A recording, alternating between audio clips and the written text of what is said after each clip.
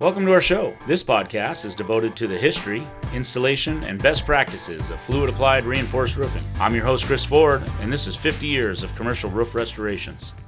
So we're just continuing with our best practices and some tips. Tim and I travel around working with contractors and try to get this stuff out in person sometimes, but we wanted to make some of this available for those of you who are just listening.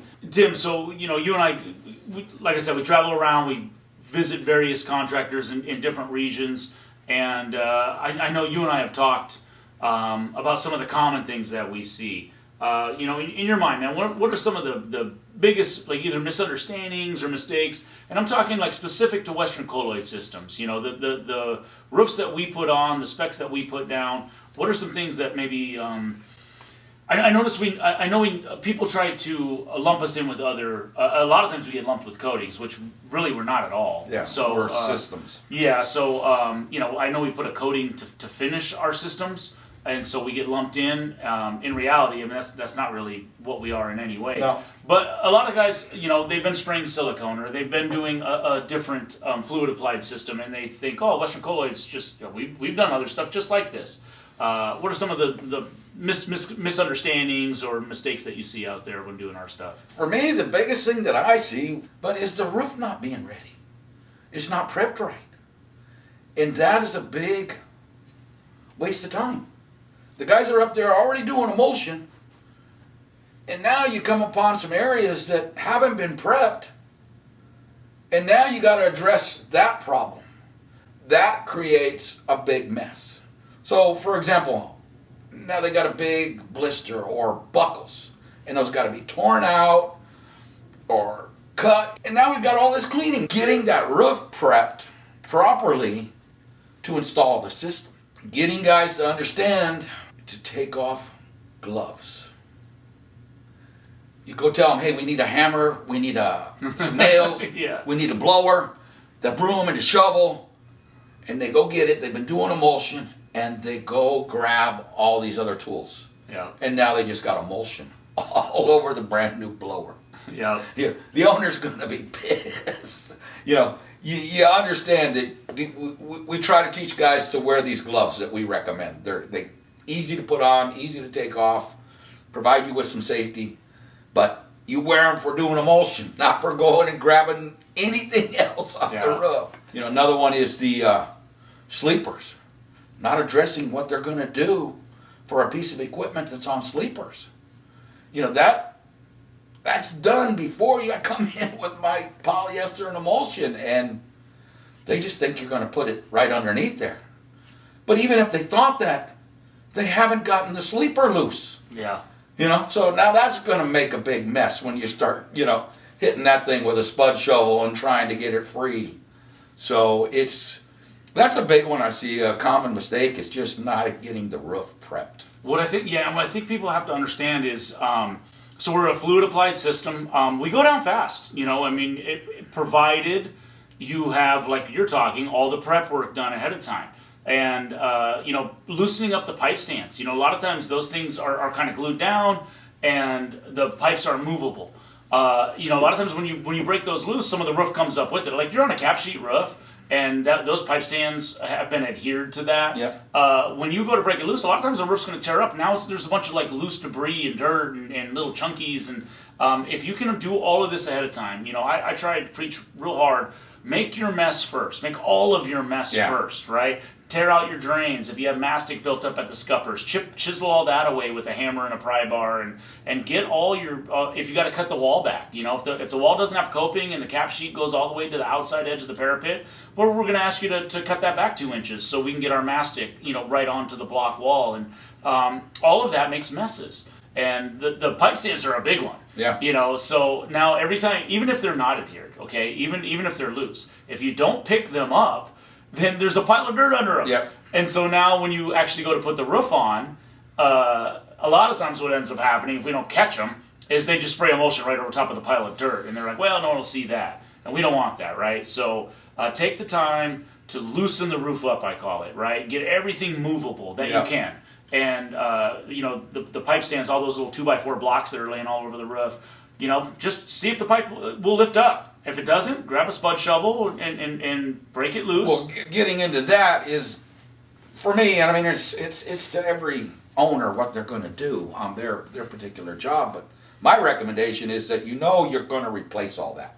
You're going to put new, be it a new type of pipe stand or just a new piece new of door block or something. Yeah, or just a new 2x4. I don't care.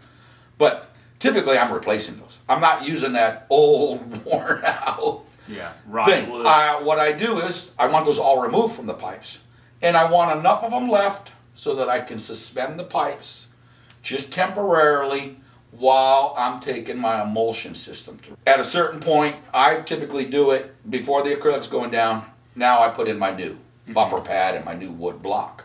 But like you say, if that stuff's all still attached, and now you're coming up with your rolls, and you got blocks, and you're trying to, it's just frustrating when it's not loose and ready to be lifted, so you can get your roll. We kind of touched on this in a previous episode where the idea of let's just get the hard stuff out of the way. Let's get the blankets underneath the units. Let's get the duct work. You got a goofy tunnel that someone has to crawl in to get roof. Do that first and bring it out. Bring it out 12 inches. So that we can just lap onto it. Yeah, so now all we got to do is lap onto that, man. Let's get some of the more challenging areas finished. And I understand it won't be as fast, and I understand we're going to be on Thursday, and someone might come up and be like, man, it doesn't look like you've gotten anything done. But then they're going to come on Monday and the roof's finished. So because we did some of these more challenging, complicated areas first, and now all we have to do is get a 3-4 inch lap, and we have a lot of room to work. Now we can put the rest of the roof on fast. Yep. Another one I see common is the brooming. The roller and the broomer have to work together. A lot of things play a factor, man. If it's windy out, is there a lot of pipes, and is there, is it a complicated area, or is it busy? If you've got wide open space and there's nothing there, it's a pretty simple procedure, right? You roll the roll out, or actually you kind of pull the roll out. You pull it taut. You set it on they come with a nice little red line, so you know where to put it. And then a lot of times you give it a little snap just to pull the remaining slack out, and then you just pull the broom through. It's easy. So often I see where there are there is a little bit of slack in the polyester, or it's kind of been a complicated area for whatever reason, or the roller doesn't have it spot on. You don't want to pull that broom through. You can see there's a wrinkle. If you're paying attention to what you're doing, man. So it's a gamble. Right? So you see a little wrinkle and you're not sure. Yeah. If you pull that broom through, you're making it permanent. So, just don't be afraid to bend down, tug it with your fingers every once in a while. Yep. Use your fingers to pull the wrinkles mostly out, and then broom it in. Yeah, you got to read that sheet that was just laid out. Is it ready? That's why I talk about the teamwork of the roller and the broomer working together. Because, like you said, if it's loose and slack, and then you run your broom through it, now you just put all these rings. Now they're a real pain to get out. Yeah. So you see it, and you just yell to your buddy down there, "Hey, give it a couple more tugs." Yep. And it'll just make your life so much easier. So yeah. And then the over brooming. One, you displace the emulsion, so now I don't have very much product left underneath the sheet. Number two, now you've saturated my membrane. Mm-hmm. And that's kind of a no-no in our world. We want to have as much of that white polyester sheet showing as possible. You're going to get some emulsion on it. It's impossible. Yeah. But we still want to have the majority of the fabric visible. That's our goal when we put down our system. You got to think of it in terms of being like an open face sandwich. Yeah. Right. Yeah. The meat sits on top. It's not squished in the middle. Yep. And for us, and there's a lot of reasons, and I'm happy to dive into it if at any point, and if someone wants to reach out, Tim or I will kind of explain in more depth. But essentially, we want that polyester available for the acrylic to bond to. Yep. It just bonds better to the acrylic than it does the emulsion, and so whenever possible. Now we get it, man. I mean, if you got to push out a wrinkle or you had to make a cut or something, sometimes you're going to end up with some areas that are a little more saturated and they're a little blacker on top. But as much as possible, we want to avoid that. Yep. And that comes from good habits. Another one that I see, not even a misunderstanding, I call it a skip step, man. So with regards to that acrylic, very, very important part of all of Western Colloid specifications is the reinforced acrylic in all the ponding areas, low spots, waterways. And it blows me away how often I have to continue. It's in black and white. It's written in the spec. Yeah. But how frequently, I think guys have a misunderstanding of how valuable that is. Yeah. And when you think about the time it takes to go fix it later, and if you put on an emulsion system and then it simply has the 3-gallon top coat on top, those ponding areas are at risk for delamination and for peeling down the road. Now, it won't be a leak, but you're putting the whole system at risk, right? There's that top coat is there for a reason. It's there to protect the underlying membrane. If that starts disappearing or peeling off, now you're putting the system. Not to mention it looks bad. The building owner goes up there, they think the roof's falling apart. Yeah. And that's the big thing. If the owner sees it, he thinks, "What did I pay for?" Yes. Wow, this thing didn't work. This is a total. Man, this looks like junk. You know, Yeah. I mean, he thinks his roof system just failed. Yeah. Now, like you said, it's not leaking, and we can easily fix it, but that's still costing you money. Yeah. So what happens is that takes time. Yeah. You know that acrylic doesn't start peeling up in 3 weeks. It peels up in a year or two, right? Well, what does a roof look like after a year or two? It's not clean at all. Yeah. So now you're talking about what would have been. You have a perfectly clean roof. You just put on fresh emulsion plies. They're all dry, and you're ready to transition into acrylic. You have the pump there. You have the toter, the tanker there. You have all your guys there. Everything's there. The brooms and everything that you need to do these roofing systems is sitting around the job. And to put in 100 feet of 40-inch ply in a valley area, let's say, okay? Yep. You know, the roof slopes down to the parapet wall, and you have a valley. And there's scuppers or drains or whatever down there in the valley. To put in a run or two of reinforced acrylic, you know, embedding the polyester into the acrylic, you're talking an hour, maybe, you know? Maybe. And so now, I didn't do that. I skipped that step. A year later, building owners squawking about, hey, you know, my roof's falling apart, you know, it's peeling everywhere, and now you got to go back up. Well, that involves a pressure washer, maybe some 9000 wash and prime. You know, you're going to go out there. You got to sweep all the muddy dirt that's in the valley. You got to clean well beyond The area you're going to embed the polyester and now. you got to get that really, really clean. Really okay? clean, so really that we clean. bond. And Or the same thing will happen again. Or you'll be doing this again next year. Yeah. And so, and then it'll be even worse, actually. But man, you're talking about 4 hours of washing, you know, with brooms and cleaners and pressure washers and everything else, or hoses at a minimum. And now you got to go and reload the roof and pull new stuff up. It's like, man, what would have taken you an hour has now turned into a 2-day project. Yep. I mean, and not only, I mean, like you said, the waterways, but also the ponding areas. You know, you got some larger ponding areas. We're not talking about little bird baths, but, you know, you've got a 5 foot by 8 foot, you know, area that's holding some water. You've got to reinforce that area so that embedded ply in the acrylic is what's going to hold up to ponding water.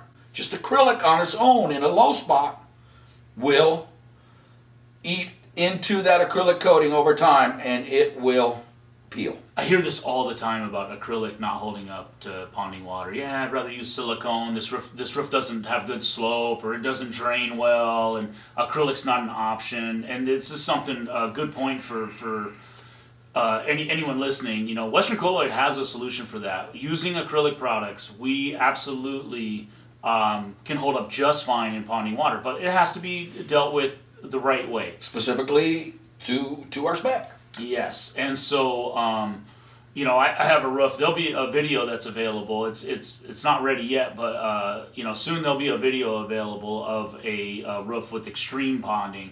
You know, you can kind of look at the roof sideways, and you can see the drains are the highest points on the roof. I actually just went and checked it. It's here in Southern California, and we had a ton of rain over the last couple of weeks, and so I popped in just to take a look, and it's been a few years since that roof's been put on, and let's just see how it's holding up. Holding up phenomenally. I couldn't find a single spot of delamination. Everyone's really happy, and that system is all acrylic.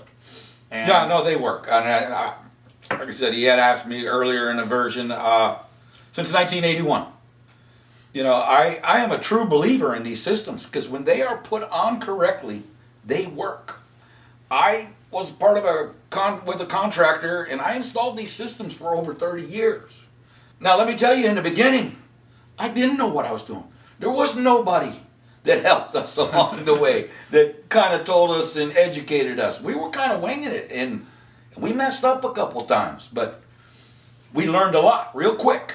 And, you know, we had to eat those. We had to go back and redo them because we didn't do them right. We knew there was a market for this system, and we were true believers in it. That contractor is still very successful putting down these systems. You know, these systems as is have been in place for probably somewhere in the 40-year mark, right? And they continue to be tweaked and like I said, evolved a little bit over time. Yep. But these are proven, long-lasting systems. You know, they're not brand new by any means. And the fact that you never have to tear off your roof ever again with this system. Yeah.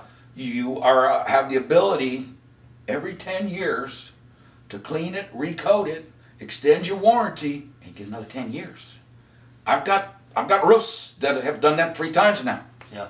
So that's huge savings to it. Well, and if you think about it, Tim, even if for whatever reason your roof wasn't eligible for a warranty renewal, or you know, we just decided, hey, we need to beef this up a little bit. The original roof that was put on here, we want a beefier system at that point. It still doesn't involve a tear off. Yeah. It just means, hey, let us put another layer here, another reinforced layer on here. Yeah. You know, in most cases, I mean, over 90% of the time, it's strictly coating only, right? Wash it, paint it, give it another 10-year warranty. That's very, very common. Yeah, kind of some of that stuff goes into, Chris, where maybe it's not our system, or we don't know whose system it is, but now a business owner asks us to come and look at it, and we're like, you know what? We'd rather, you know, put another ply on here just to make sure. Yeah. It just looks like some deficiencies here and there. There was some peeling. There's a lot of wear and tear on some of this polyester and emulsion. So that's where maybe we'd call for an extra ply put in there. But if it is a warranted Western Colloid system that was put down, it's pretty much no questions asked.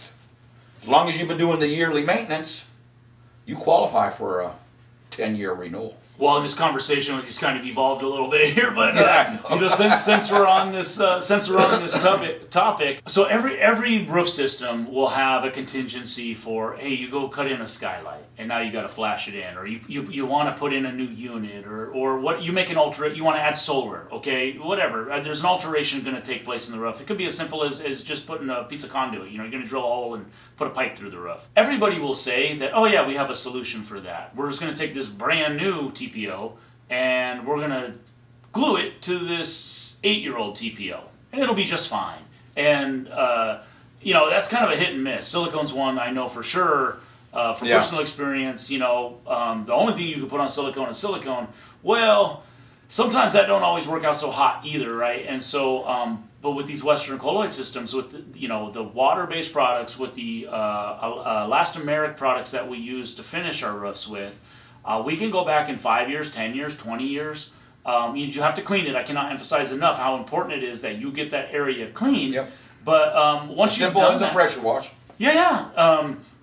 Or even a hose with a cleaner. You know, yeah. It's 9,000 wash and prime and a nylon brush. You know, an acid brush, you know, give it a good scrubbing and wash it away, dry it off real nice. I mean, you're probably good at that point. The new acrylic is going to bond to the old acrylic without fail. Yeah, it just bonds to itself and becomes one. Yeah, and if you need to add mastic or whatever the case may be, whatever the repair is, if we need to flash in a skylight, then so be it. You know, if we're going to have a 6-inch lap, then I might clean to 18 inches, you know, and just make sure I have it nice and clean all the way around. Yeah. But what the beauty of these systems are, not only can the entire roof be renewed, if anything comes up along the way, a tree falls down, man, and you know, a limb poked a hole in the roof. We're not talking about, you know, as long as there's no structural damage or anything like that, we're not talking about a massive amount of labor that goes into getting this thing watertight again. Really, really easy repair. Yeah, that works. That's what contractors actually love about it, is how easy it is to fix something or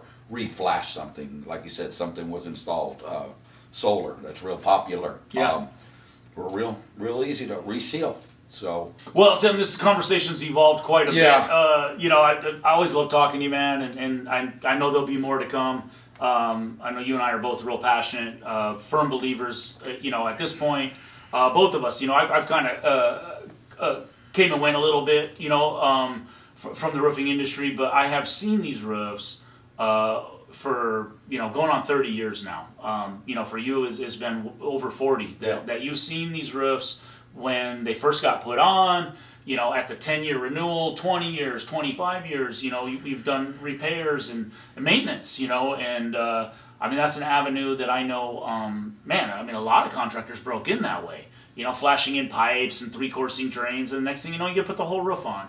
And that's for another segment, we don't have time for that, but the flexibility of these and the longevity of them, the durability, it makes you feel good that the systems and the products that go into them are all high quality. So, again, Tim, thanks for the time. Yep, my pleasure. As always, guys, you can find more information at westerncolloid.com. You can subscribe to this podcast, and there'll be more information to come in the future. Thanks for listening. Thanks, guys.